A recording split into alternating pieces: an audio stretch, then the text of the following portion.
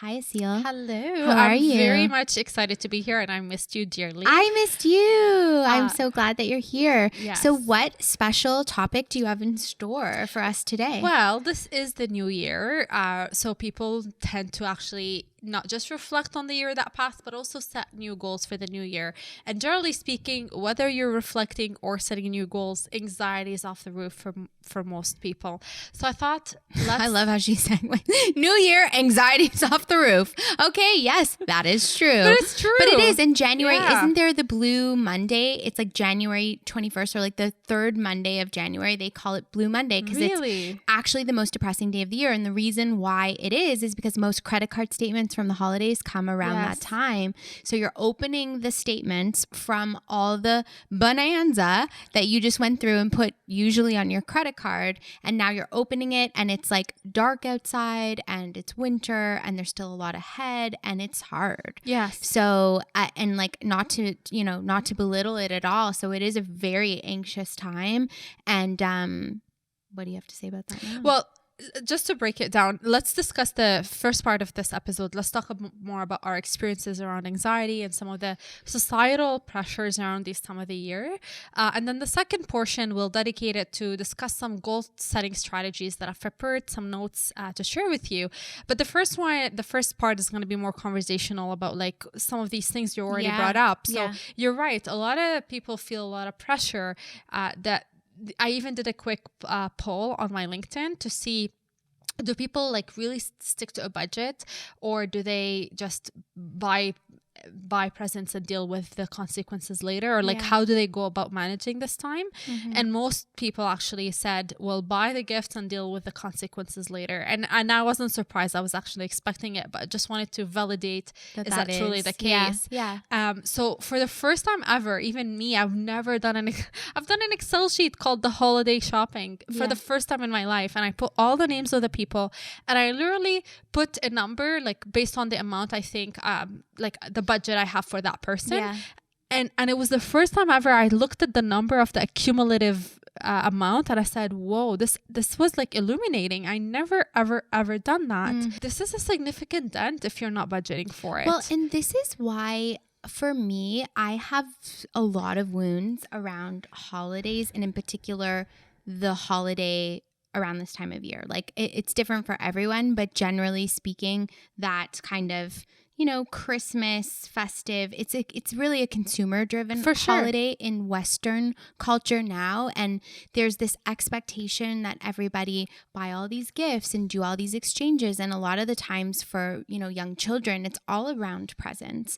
And we've kind of gotten lost in the whole thing. And for me growing up, it was a really difficult time because there wasn't a lot of money. And I remember feeling sometimes shame around what I got at Christmas as compared to someone else. And I didn't know where to put that as a young child. I didn't know who to talk to about it or whatever else. And so I really tense up during this time of year because of that old past feeling. And I do have this crazy perfectionist expectation I put on myself to find the perfect gift for people, to like not forget anything, to do all of the things. And it stresses me out so badly that generally speaking over the years, I would be overeating during the holidays, usually before I quit drinking, overspending, numbing and exhausted by the time I came back in January, not actually fulfilled. And also being sloppy with my energy. So just like going to all of these events just because, even if it didn't feel good. Yes. And that includes sometimes extended family. Like not everybody,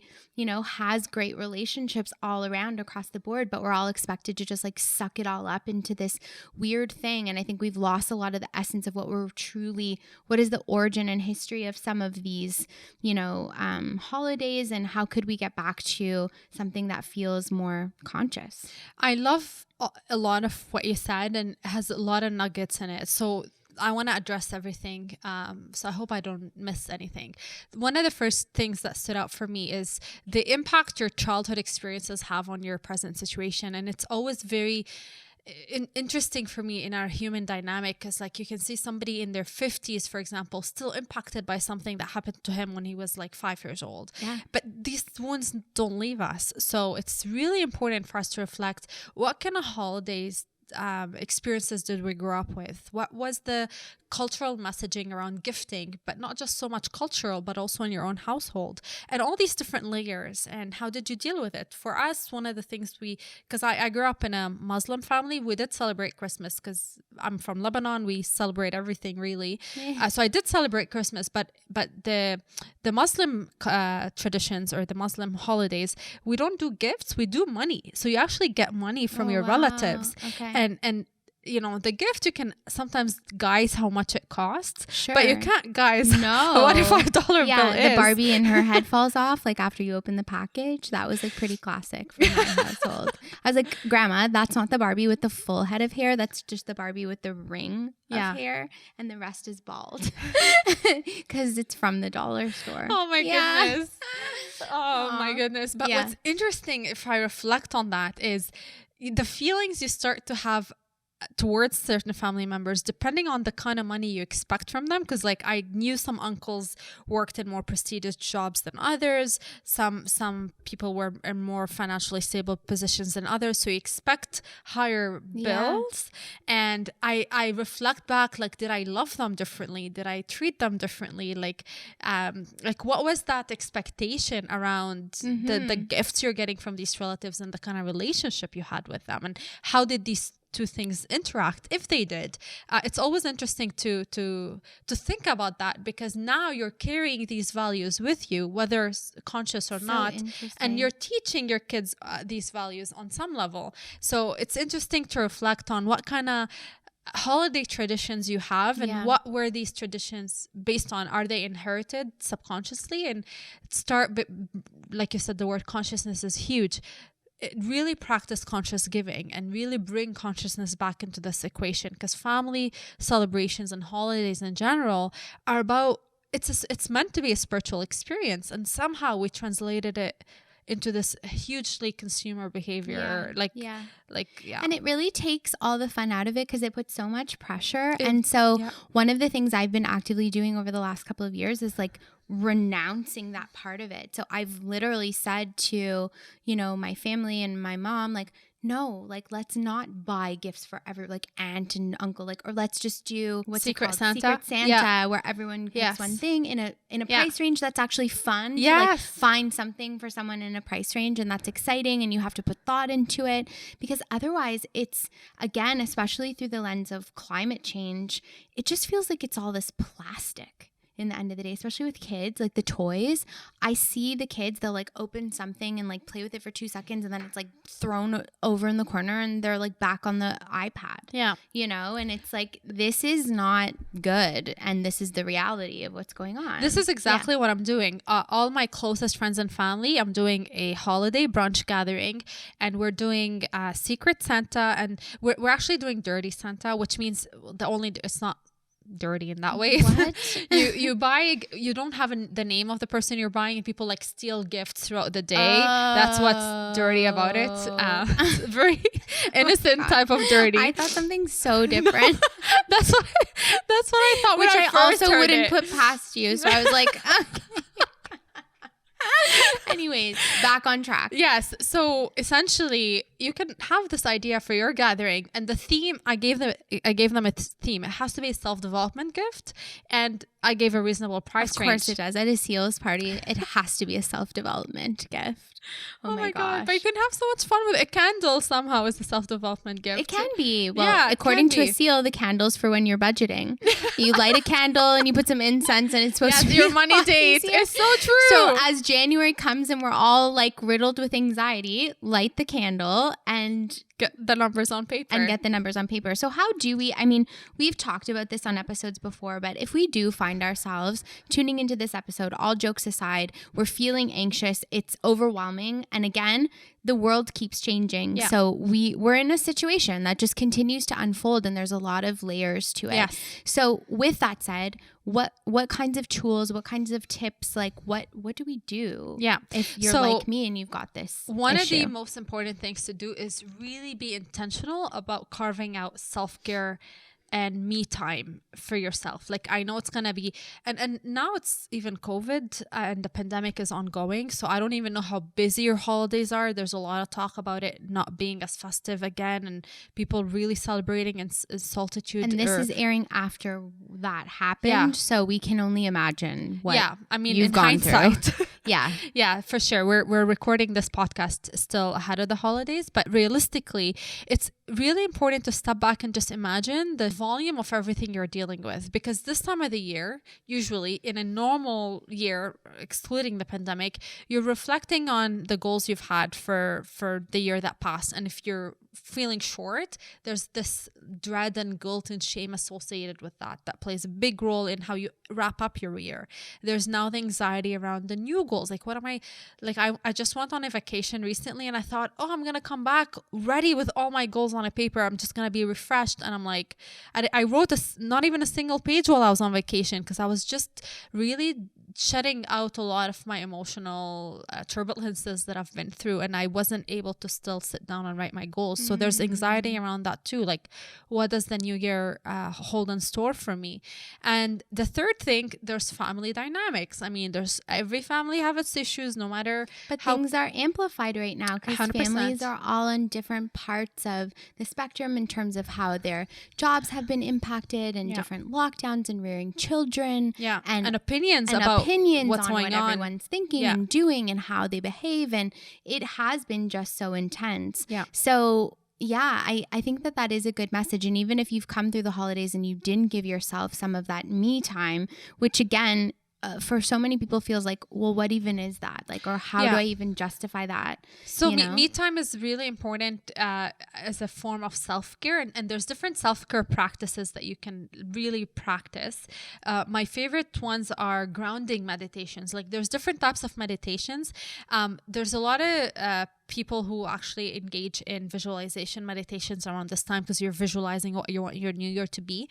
And while that is good, visualization is happening here. And when there's anxiety's energy is like in the top part of your body, particularly around your chest, heart, and head area. That's why you feel dizzy. That's why you may feel fast heartbeat, shallow breath. So there's a lot of movement. Racing mind. Racing mind happening here. That's why my favorite type of meditations around this time of year actually do not involve visualization. They're grounding meditations. So to bring you into your lower parts of your body. Yes, exactly. Okay. Bringing you into your legs, focusing on shifting energy. Breathing techniques can help. Qigong can help. There's different things that you can do, but really trying things to push things down towards the grounding centers of your body. So these are things you can explore, as well as obviously journaling. Each client I work with, I create a customized self-care toolbox is what I call it. And I'm like, what's in that toolbox that is something, that self-soothing activity that you do that you would enjoy. And it could be as simple as going for a walk, but with that intention that now I'm going to walk to take care of myself, to be with myself, to give myself that pleasure of time and experience or whatever. For whatever it is that you want to do. Yeah. And I think even for me, like, because I have a lot of energy and I have a lot of anxious energy, and I'm constantly in this like productivity loop that I'm really trying to come out of. I feel like even for me, granting myself the opportunity to be on my own and even just like watch a show that I want to watch by myself with my little blanket quietly away, is self-care sometimes. It's all about intention. It is, And even a shower. I mean, you were going to shower anyway, but the showering with the intention that I'm carving this time for myself, and maybe indulging on maybe a bubble bath or whatever it may be. Feeling the water on your skin and just concentrating on the warmth of that feeling, just even for a few minutes. And I know for anyone who's like a parent out there, it can be like you're locking yourself in there for 5 minutes to have your moment. And you can find these little moments. It is Two true. two quick tips before we move into the goal setting section. One is called butterfly hug, and that's literally hugging yourself. Like there's a lot of self-soothing. I know once you talked about like putting your arms under the thing. under, so it's similar. So you can do that, or you can do the butterfly hug, and that's literally like hugging yourself. It's very, very powerful, and it literally impacts the endorphins in your brains and ultimately the mood of what you're feeling. There's also a little trick I learned that when you're feeling really triggered or overwhelmed with emotion or overwhelmed with anxiety, and always remember that the feelings that you're feeling when they peak, the peak can't last. So even if you count down from a peak, you know, when you're feeling at the peak of an anxiety and you feel like, I got to get out of here, I got to leave, like I'm dying or whatever the feeling is, that peak in your brain actually neurologically can't last for longer than a certain amount of time. It's the same way that like we can't keep a sprint pace on a long marathon. It just like the body doesn't work that way. So again, thinking about this idea that even when I'm in my peak, what can I do to service myself in the peak? Another technique is to put your thumb and your finger just right here, just kind of like above your heart space, and you tap one side to the other and just concentrate on the tapping. And this is just soothing and calming the brain. Actually, it's a really good technique for anxiety or when you feel overcome with emotion, or hugging a pillow can also be. There's also tapping, like there's different types of I'm tapping. so interested in that. EFT, I think it's called. So I tried another modality too that I'll tell you about later, but there is so many different techniques that sound, I remember when I feel anxious, hearing like breathing is like, ugh, like screw you. Like obviously you don't know what anxiety is, but the truth is that they do work. And the simplest things, you don't have to go out and spend a lot of money. You don't have to go, I'm not saying you shouldn't speak to someone or seek help, because you obviously should if you feel that you need that. But there are these little techniques that are of no cost that can help. Yeah, absolutely. And I agree, because when I first started experiencing my anxiety and panic attacks, I thought I needed something really drastic to help me cope. And in reality, it was these simple techniques practiced consistently. That was the trick. It was proactive. Thank you for sharing, because again, you're, a therapist and a coach and someone who, again, we have these impression of people like yourself that you're kind of perfect, like you're all put together. And thank you for being so vulnerable always and sharing that you too have had anxiety and panic, and so have I. And so I just like to normalize that and to see successful people that we look up to, and then hear that they have experienced those things or even currently experiencing those things and working through them. It makes us all feel a little bit more connected and like it's doable for all of us, that we are all actually experiencing so much change as a society, as a world, all at once. And then couple that with holidays and family dynamics and, like you said, all the things. This is what the conscious economy is all about, is being honest about that and figuring out how we can nurture ourselves and our systems back to health, so this doesn't have to remain that way. I remember, so I was telling you recently, I went on vacation and I had an anxiety attack on my first day. And I thought like I was particularly more judgmental about it, because I'm like, on vacation, I'm supposed to be very happy and excited and like relaxed right now. It was a beautiful country, beautiful weather. So I couldn't really understand what was happening. And I remember like feeling so anxious and almost transitioning into a panic attack. But I grounded myself, and eventually throughout the night, and when I get anxiety, I actually completely lose my appetite. So even though I had not had lunch, I couldn't even eat. It was like dinner time at that point. And at one point I started feeling myself literally coming back into my body, and I turned to my husband and I'm like, oh, I'm back. And he was like, what? I said, I am back. I'm finally back. And I was like, listen, when I'm experiencing anxiety, it's like I literally dissociate from my body. I lose a sense of what's going on. Like it's really jarring. And having the ability to communicate your experience to those around you is crucial, because then you're communicating not just what you're going through, but what support can look like for you, and helping others around you understand how they can help you cope, because it's potentially jarring experience for them, especially if you transition into more severe cases, which around holiday can be very very common. So please take that time to just allow your emotions to be and not judge them, and at the same time be proactive in creating these rhythms and routines in your life to help you cope, so that you're not just reacting to things when happening, but preventing them to begin with. And also interesting that you say that, you know, you're on vacation, you're like, I'm supposed to be relaxed, this is supposed to be great, and now it's coming up. But one other thing to remind people is that the timing of anxiety doesn't reflect necessarily what the current circumstance is. A lot of the times anxiety are things that we have kind of pushed down, not dealt with. We've been so busy, and now we finally relax.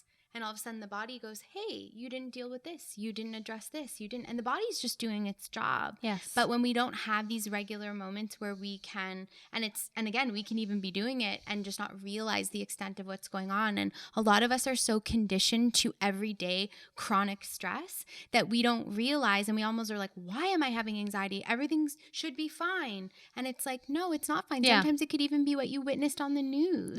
You know, or something that a family member is going through. That's what makes it worse, actually, when you're judging your experience and saying, I shouldn't be having anxiety right now, or like, this is the worst time to have this, or why am I feeling this way, and just judging our emotions are essentially what escalates them. So just I know it sounds a little bit cheesy, but really approaching our emotions in a non-judgmental way and embracing them is key. I love that you also mentioned, you know, you telling your partner and letting someone try and at least understand the experience, because that was always my biggest fear. I would tell no one because I was afraid that, but then I was also afraid people think I'm crazy. Like I just run out of a store or something, or like can't go on a bus, because that's how it expressed for me when I was younger. Like I couldn't go on public transit. I would start having like hyperventilate and feel like I have to get off, so I couldn't get to work, or I couldn't get to whatever if I had to rely on that means.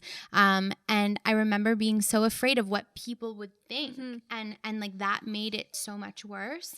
And so again, even if you're having a situation where something's coming up and you even don't know, there's a kind stranger maybe opening up, like, I'm having an experience. Sometimes people that you don't even know can hold space.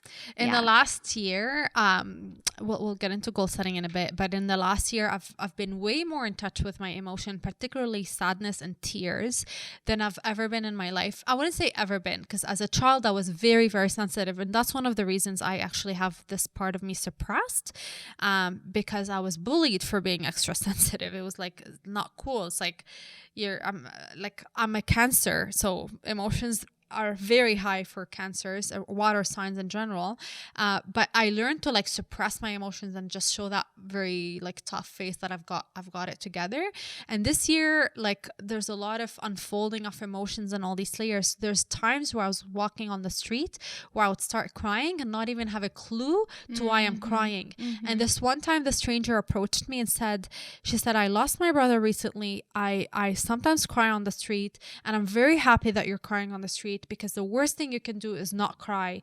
And so I'm very happy you're letting it out. And I was like, whoa, this was like a random stranger who literally dropped this beautiful nugget and kept going on her day, but really changed my day, that specific comment. And you know, we are kinder than like, we're living in a weird world, but humanity is meant to be like, we are kind people. We are connected. Exactly. We are. That is our true nature. I do believe that too. Yeah. And it's really difficult for all of us to go through difficult times. We're not always showing up in our best selves. I know I'm not. And there's moments when I feel no compassion in my heart. I'm at a rock bottom place, and that's also okay. It's about not letting ourselves stay there. Yeah. And it's about not continuing to perpetuate that, but understand that it's par for the course in this human journey we're all on.